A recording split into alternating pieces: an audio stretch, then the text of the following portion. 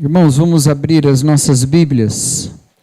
1 Tessalonicenses capítulo 3, nós leremos a partir do versículo 9 até o versículo 13. 1 Tessalonicenses de 9 a 13, vamos refletir brevemente nesse texto.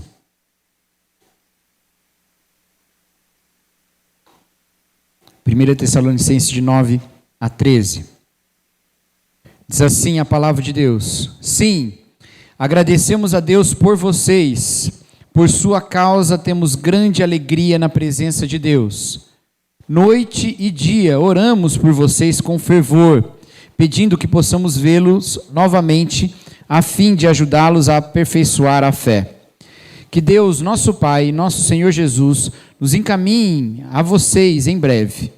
E que o Senhor faça crescer e transbordar o amor que vocês têm uns pelos outros e por todos, da mesma forma que nosso amor transborda por vocês. E como resultado, que Deus, nosso Pai, torne seu coração forte, irrepreensível e santo diante dele, para quando nosso Senhor Jesus voltar com todo o seu povo santo. Amém.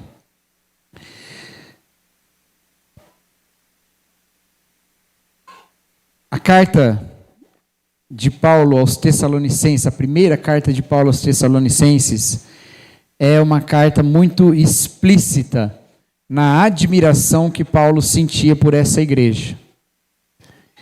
Tem cartas que são mais explícitas nisso, tem cartas que são menos explícitas.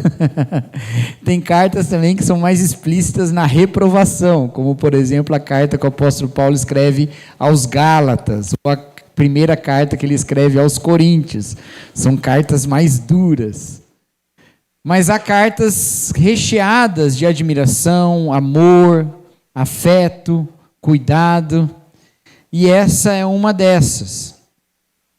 Paulo, escrevendo aos Tessalonicenses, ele diz que essa igreja é uma igreja que tem sido imitadora de Jesus Cristo, e que assim ela tem se tornado modelo para as outras. E pode parecer então que essa igreja...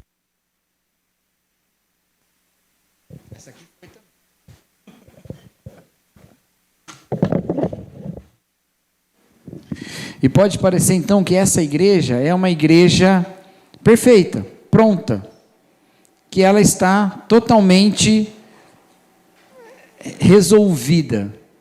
Porque é muito difícil você pensar que há alguma coisa ainda a acrescentar a uma igreja que manteve-se fiel quando esteve em perseguição, e não só manteve-se fiel, mas não deixou-se entregar à dureza da revolta, mas crescia em amor. É difícil pensar que tem alguma coisa a acrescentar a uma igreja que só pela forma como eles vivem, as outras igrejas já aprendem o evangelho a partir da maneira como eles vivem. É difícil pensar que tem alguma coisa a acrescentar a uma igreja que é chamada de uma igreja que imitou Jesus quando foi perseguida. Difícil pensar. O que eu posso acrescentar? A igreja de Tessalônica, ela pode parecer uma igreja perfeita. Afinal de contas, ela é um modelo para as outras. Mas aqui Paulo fala que agradece a Deus por eles, que tem muita alegria por eles, mas ao mesmo tempo ele fala que ora por eles. E ele ora por quê? Ele ora primeiro para que ele possa ser enviado até lá e vê-los novamente. Ele fala isso ali no versículo 10. E por que ele quer tanto estar com aquela igreja? Para ajudá-los a aperfeiçoar a fé, ou fortalecê-los na fé. Opa, então aqui a gente já tem uma questão.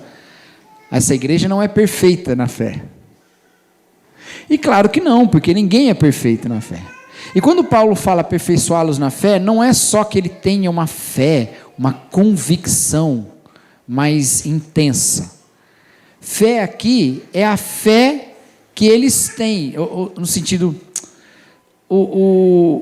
sabe quando a gente fala assim, essa é a minha fé? É a doutrina, é o ensino, que eles sejam aperfeiçoados no ensino, que eles sejam ensinados. Então há uma intenção de que eles sejam aperfeiçoados nesse ensino, e a gente lendo as duas cartas de Paulo aos Tessalonicenses, a gente vê pelo menos um aspecto de ensino que eles precisavam ser aperfeiçoados, que era o ensino sobre a esperança cristã, sobre as últimas coisas. Eles tinham algumas coisas a serem corrigidas nisso. Eles têm algumas outras questões práticas também a serem corrigidas, mas Paulo quer estar lá para aperfeiçoá-los na fé. E depois ele diz que ele também ora para que o Senhor faça crescer o amor. Não que eles não tenham amor, é o amor que eles já têm uns pelos outros e por todos. Que faça crescer o amor que ele tem por todos. Então tem mais uma coisa para melhorar aqui: crescer o amor, fortalecer a fé e crescer no amor. Eu já falei para os irmãos que eu fico imaginando como era a igreja de Tessalônica, né? Eu acho que ela era incrível, assim. Mas é muito bom saber que essa igreja tão admirável, ela não era perfeita. Porque nenhuma igreja é perfeita. E às vezes a gente fala isso, nenhuma igreja é perfeita e tal, meio que é para a gente continuar acolhendo as nossas imperfeições e fazendo coisa errada, né? Mas não é essa a intenção aqui. A intenção é entender que no momento em que nós identificamos um grupo como perfeito, não tem mais nada a ser feito ali. E a igreja lida com uma coisa que é muito importante, muito séria e muito perigosa, que é o pecado. Então, na própria natureza da igreja, já está indicado que ela vai lidar com imperfeição, porque ela vai lidar com pecado, que ela vai lidar com problema, porque ela vai lidar com pecadores. A ilusão da perfeição de uma igreja, ela só existe se essa igreja não estiver cumprindo a missão dela. Se ela estiver cumprindo, ela será imperfeita, ela terá problemas. E ela está ali para lidar com esses problemas. Paulo fala então que ora por essa igreja. E isso que é muito importante, porque se nós concordarmos, e concordamos que não há igreja perfeita, e não há, e concordamos que igrejas precisam ser fortalecidas e aperfeiçoadas, nós precisamos concordar que igrejas carecem de oração. Oração. Paulo não poderia estar com eles, mas orava por eles. Orava primeiro agradecendo, e isso é uma coisa muito importante, meus irmãos. Nós precisamos tomar a igreja de Cristo como um presente de Cristo. A gente precisa tomar a igreja de Cristo como uma graça concedida. A gente precisa tomar ela dessa maneira. Porque de fato ela é. A igreja só existe por obra de Cristo. Então a igreja que a gente tem é Cristo que deu. Claro que Cristo daria uma igreja muito mais perfeita, mas para isso ele teria que contar com pessoas completamente diferentes, porque a gente não dá para fazer nada perfeito não, teria que contar com gente sem pecado. Mas ele entrega, com essa matéria-prima que ele tem, que somos nós, essa obra que ele fez, a igreja.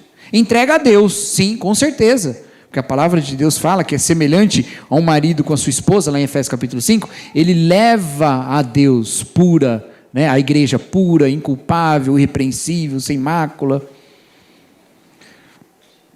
Mas ele também dá a nós, por isso que Paulo agradece pela igreja. E aí a gente não pode confundir as coisas. Ter gratidão pela igreja não é nunca ter orgulho da igreja. Não é ter orgulho da igreja. A gente não deve ter orgulho da igreja. A gente deve ter gratidão a Deus pela igreja. Porque é melhor andar acompanhado do que andar sozinho. Ah, mas a minha igreja tem muitas coisas para melhorar. Amém, mas a que você tem é Deus que deu. Eu não estou colocando aqui nenhuma das questões legítimas para alguém mudar de igreja. Há questões legítimas e tantas. Eu não quero nem colocar isso. Eu só estou dizendo que da igreja que o Senhor deu, nenhuma será perfeita, e toda ela é motivo de gratidão. É motivo de gratidão. Só deixa de ser motivo de gratidão quando essa igreja deixa de ser uma igreja. E há momentos que ela deixa de ser igreja. E mesmo grato por uma igreja, você pode até ir para outra igreja, não tem problema também. Mas continua sendo uma graça que Deus te deu. Continua sendo uma graça que Deus te deu. Continua sendo um lugar em que Deus te abençoou. Eu gosto de fazer essa dinâmica, que eu não vou fazer aqui porque eu já fiz, então não vai faltar o elemento surpresa, né? Mas eu falo assim, olha só, você veio aqui buscando uma bênção, olha para o seu lado. Tem bênção. Tem bênção. Porque a igreja é bênção para a igreja. Às vezes a gente vai para a igreja buscando uma bênção e a bênção que Deus dá é a igreja que Ele dá como bênção. Então agradecer pela igreja é uma coisa boa, uma coisa importante. Para a gente não se enganar, ter orgulho, e tendo orgulho então nunca criticar. Pelo contrário, é por reconhecer que ela é a obra de Deus e entender todos os potenciais maravilhosos que ela tem, e aí fazer então os pedidos. E quais pedidos são esses? Pedidos de aperfeiçoamento. Que Deus fortaleça a fé e que Deus aumente o amor. Entendeu? Se a gente não tem gratidão, a gente pode ter o orgulho. Se tem orgulho, a gente não acha que precisa melhorar nada, está ótimo. Mas se a gente não tem gratidão e também não tem orgulho, graças a Deus que não tem orgulho pelo menos, a gente pode ter um tipo de oração que é uma oração só de juízo e a gente nunca olha a nossa parte também. Então nós devemos ser muito sinceros com a igreja de Cristo. Ela tem os potenciais maravilhosos do próprio corpo de Jesus, mas ela é marcada pelos pecados da nossa própria carnalidade. E por isso a gente vai a Deus com um sentimento importantíssimo, o de profunda dependência. Dependência.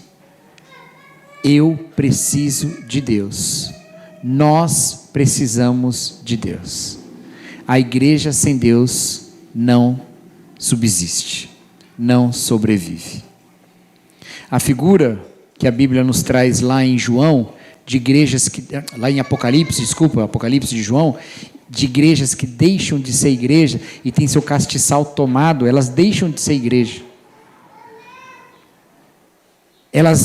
Aquela figura revela a necessidade que nós temos de Deus chancelando a igreja como igreja dele, porque é Ele que faz isso. É Deus que sustenta a sua igreja, é Deus que fortalece a sua igreja, e nós dependemos profundamente de Deus. Por isso, meus queridos, nós precisamos orar como reconhecimento da dependência que nós temos de Deus. Como eu falei aqui domingo passado, e repito, há uma promessa muito grande de Deus na igreja. Há uma expectativa enorme do que Deus está prometendo nas igrejas. Ele promete um tipo de existência comunitária que é impossível em outros lugares. Ele promete um tipo de fraternidade que deve ser ainda mais profunda em certos aspectos do que a própria fraternidade familiar. Há uma promessa de uma justiça estabelecida em bases completamente diferentes, que Jesus fala de uma justiça que vai além da justiça dos fariseus. Há uma promessa de bondade desinteressada. São promessas na igreja que vão muito além do que você pode esperar de qualquer outro círculo social. Mas a dificuldade de alcançarmos isso deve nos levar aos nossos joelhos.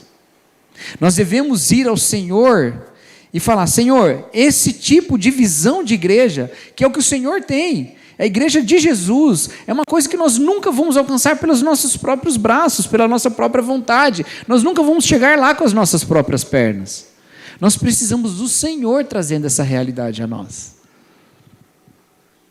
Nós precisamos do Senhor manifestando esse amor que cresce uns pelos outros e por toda a gente. Um dos grandes problemas que acontecem numa igreja que se desenvolve é que num determinado momento ela para de se encantar com Jesus e passa a se encantar com a própria igreja. E aí ela vira um fim em si mesmo e ela começa a se alimentar em aspectos que nada tem a ver com a fidelidade a Jesus Cristo. Tem a ver com como ela corresponde à expectativa das pessoas de encontrar na igreja aquilo que elas procuram em tantas outras igrejas.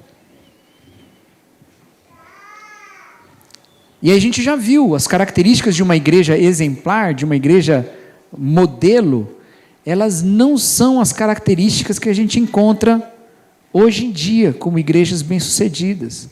Seja um templo muito grande, É muito bom ter um templo muito grande, cheio de gente, é ótimo, isso não está errado.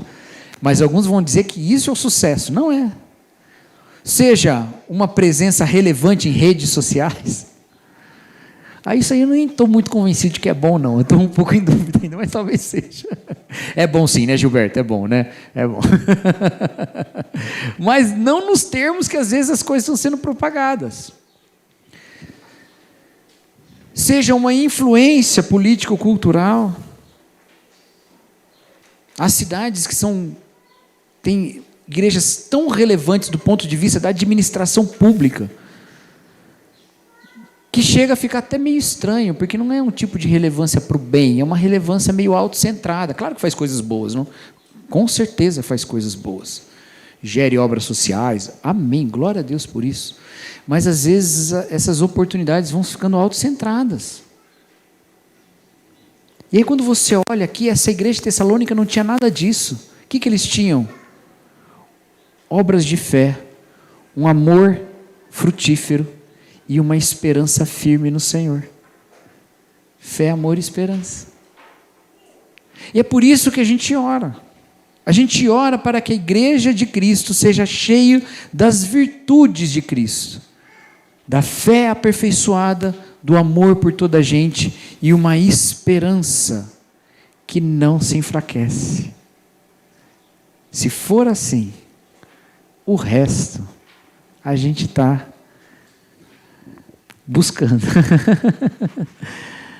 Esse é o objetivo, esse é o alvo, esse é o modelo, é para lá que a gente anda, é assim que a gente olha. É esse tipo de desenvolvimento de caráter que Deus quer desenvolver nesse tipo de sociedade.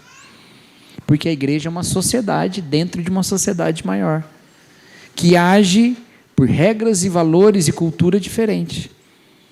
É isso que o Senhor está criando, entendeu? Por isso, meus irmãos, nós precisamos muito orar.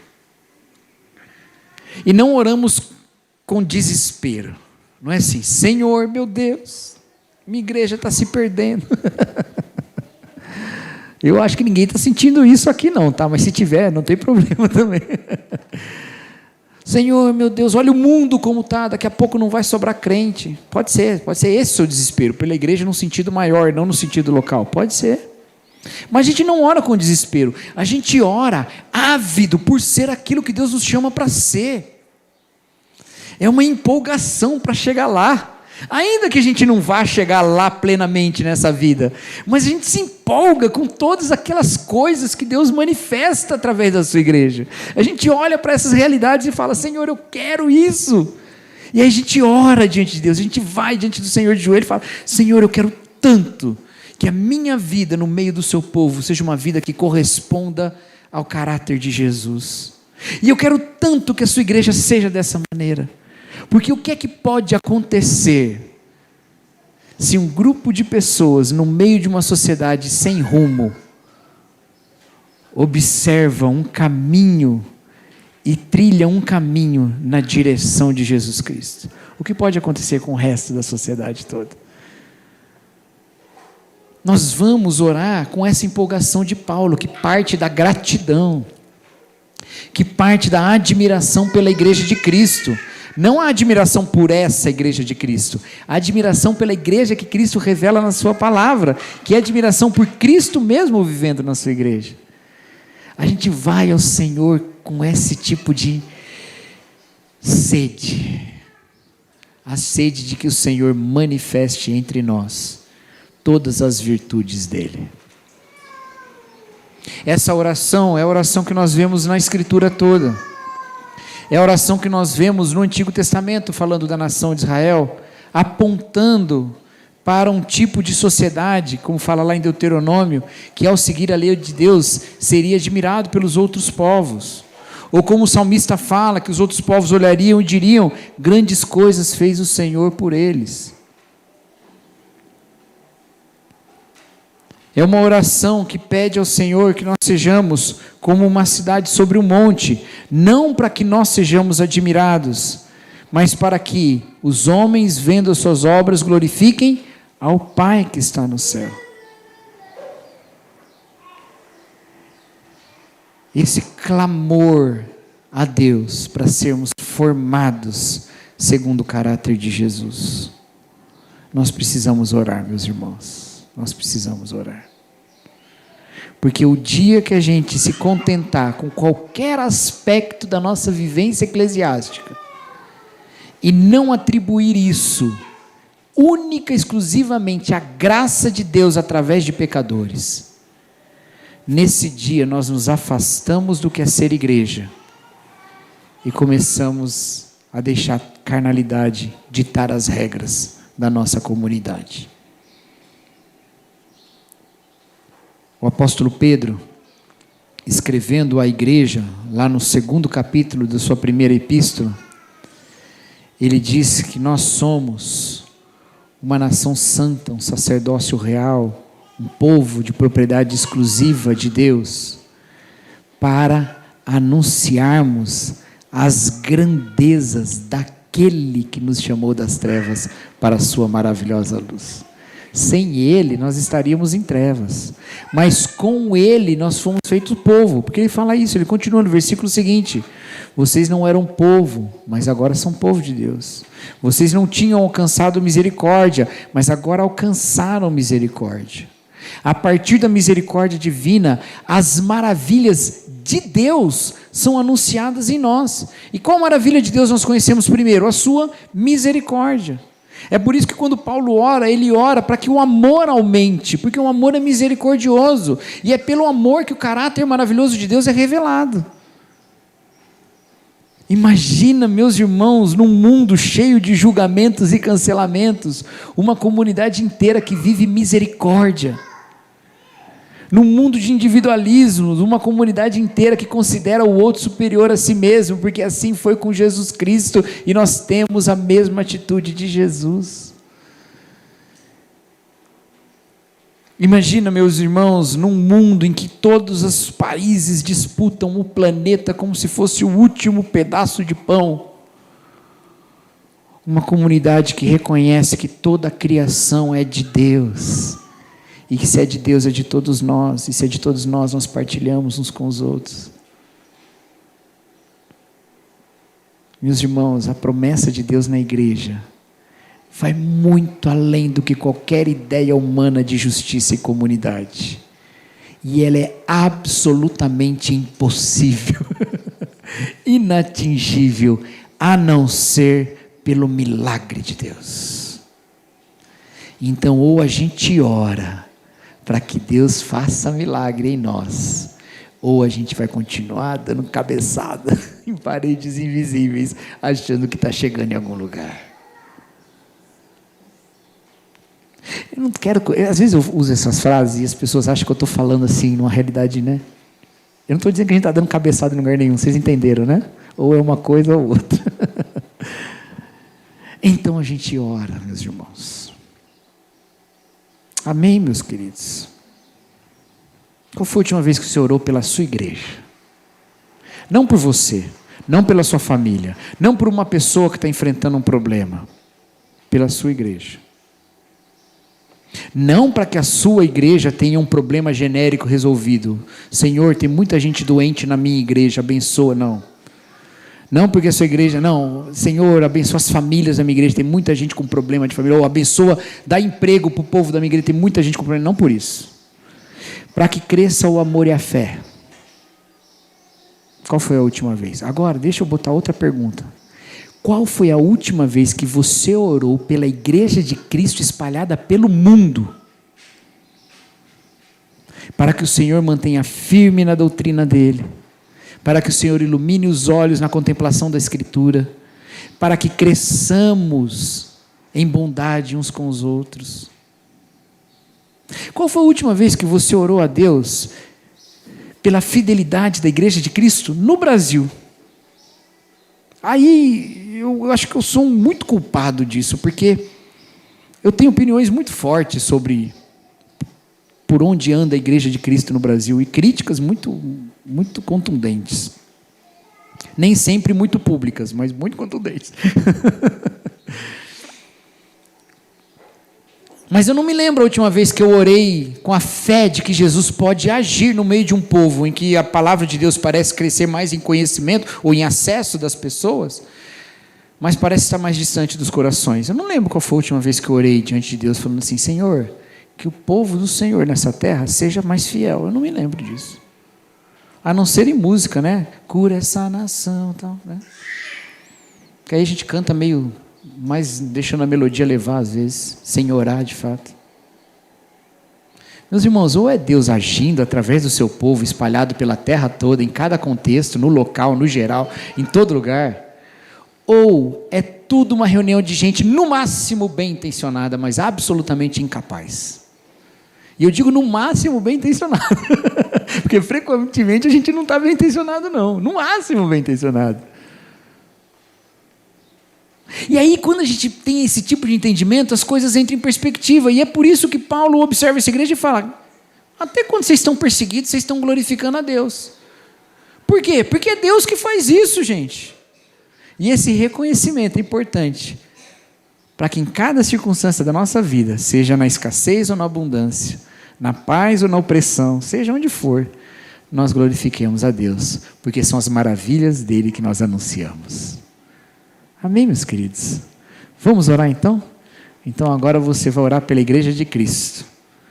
Por essa, por outras, pela igreja de Cristo no Brasil, pela igreja de Cristo no mundo, mas com 2 pedidos, meu querido. Você pode colocar outros, mas 2 você tem que colocar aí.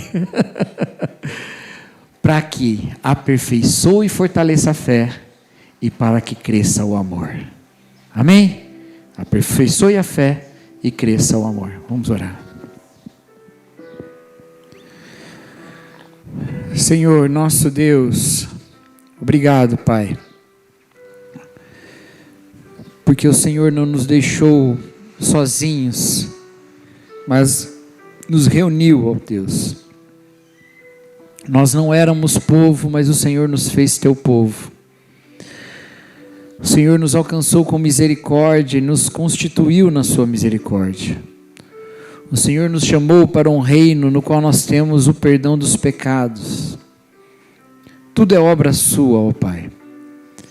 E assim como o Senhor lançou o alicerce, também o Senhor tem edificado a sua igreja neste alicerce, que é Jesus Cristo.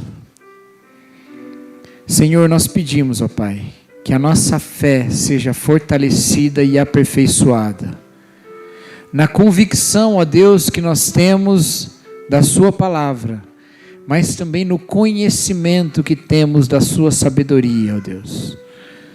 Ensina-nos, ó Pai, a tua palavra, e que nós não tenhamos, ó Deus, nenhum tipo de desvio para qualquer tipo de doutrina falsa. Guarde os nossos corações e mentes, ó Deus, na revelação do Senhor. E que não seja apenas um conhecimento inerte, mas seja uma fé profunda, da qual nascem, ó Deus, frutos para a sua glória. Nós também te pedimos, ó Deus, que o amor do Senhor entre nós e na direção de todas as pessoas seja aumentado. Nos ensina a amar mais, ó Deus, porque ainda estamos tão distantes de amar como fomos amados. Ensina-nos, ó Deus, a sermos radicais no amor. Ensina-nos, ó Deus, a amar segundo o amor de Jesus. Ensina-nos a amar como o Senhor nos ama. Obrigado, Pai, porque o Senhor escolheu agir através de pecadores como nós. E através de nós, ó Deus, que a sua graça brilhe no mundo, exaltando as maravilhas do Senhor. Essa é a nossa oração em nome de Jesus Cristo. Amém. Que Deus abençoe.